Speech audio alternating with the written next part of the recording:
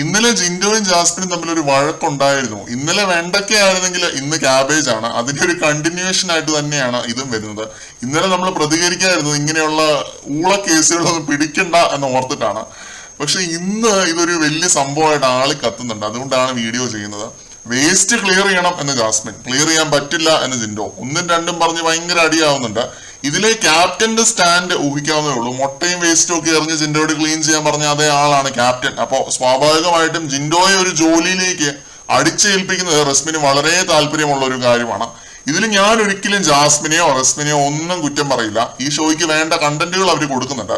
അവിടെ ഇരുന്ന് ലൈവ് കാണുന്ന വാഴകളുടെ അണ്ണാക്കിൽ എന്താണ്, അതാണ് എനിക്ക് ചോദിക്കാനുള്ളത്. എല്ലാരും ഇരുന്നെങ്കിൽ ലൈവ് കാണുവാന്ന്, രസം പിടിച്ചിരുന്നെങ്കിൽ കാണുവാ. പ്രത്യേകിച്ച് അഭിഷേകും എല്ലാരും, ഞാനൊരു പേരായിട്ട് എടുത്തു പറയുന്നത്, എല്ലാരും അവിടെ ഇരുന്ന് ലൈവ് കാണുവാണ്. ന്യായത്തിന്റെ ഭാഗത്ത് നിൽക്കാനോ സത്യം പറയാനോ അല്ലെ ജാസ്മിനെ ഒന്ന് താങ്ങി കൊടുക്കാനോ ഒന്നും ആരും മുന്നോട്ട് വരുന്നില്ല.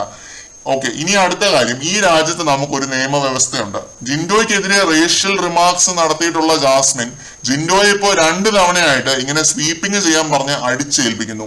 ഇതും റേസിസത്തിന്റെ ഭാഗമല്ല എന്ന് ആര് കണ്ടു? തന്നേക്കാൾ നിറം കുറഞ്ഞൊരു വ്യക്തി തന്റെ വേസ്റ്റ് ക്ലിയർ ചെയ്യണം എന്ന് വിചാരിക്കുന്നത് അപ്പാർത്തൈഡ് എറയിലെ സായിപ്പന്മാരുടെ മൈൻഡ്സെറ്റ് ആണ്. ജാസ്മിൻ ആരാ സായിപ്പിനുണ്ടായതോ? ഇത് കാലം വേറെയാണ് മോളെ. താൻ കട്ട് ചെയ്തിട്ട് വെജ് വേസ്റ്റ് ക്ലിയർ ചെയ്യുക എന്നതൊരു ബേസിക് ഡീസൻസിയാണ്, മര്യാദയാണ്. അതിപ്പോ ഫ്ലോർ ക്ലീൻ ക്യാപ്റ്റനോട് ചെയ്യാൻ പറഞ്ഞാലും റേസിസ്റ്റ് റിമാർക്സ് നടത്തിയ ജിൻഡോയോട് പറഞ്ഞാലും അത് മര്യാദകേട് തന്നെയാണെന്നേ ഞാൻ പറയത്തുള്ളൂ. ജാസ്മിൻ മര്യാദ ഇല്ലാത്തൊരു സ്ത്രീയാണ് എന്നതിൽ യാതൊരുവിധ സംശയമില്ല. അത് തെളിയിക്കുന്ന, ഊട്ടി ഉറപ്പിക്കുന്ന ഒരു കാര്യമാണ് ഇത്.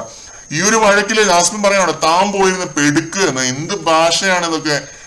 നിലവാരമില്ലാത്ത കണ്ടസ്റ്റന്റ്, നിലവാരം തൊട്ട് തീണ്ടാത്ത കണ്ടസ്റ്റന്റ്, പെടുക്കാൻ പറയുന്നു, നാണമില്ലാത്ത കണ്ടസ്റ്റന്റ്.